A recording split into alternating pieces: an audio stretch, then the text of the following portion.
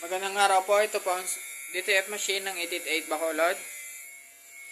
Gamit po ito ng 6 na araw. Ito po ang printer head area.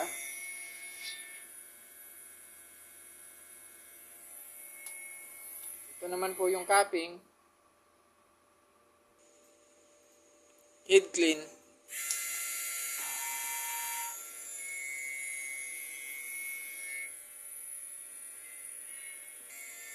after po nating mag-head clean, punasan po natin ang wiper.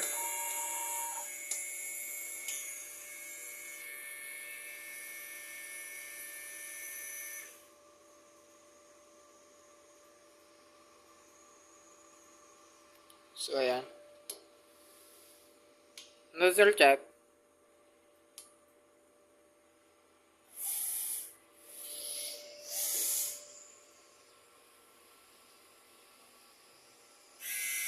Yan naman po ang output ng ating nozzle check.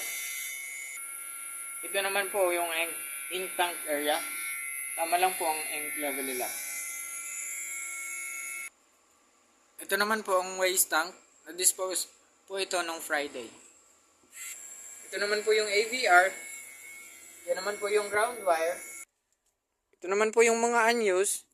Ito yung sa ink, powder, film. Ito naman po yung sa daily production log. Printer daily checklist.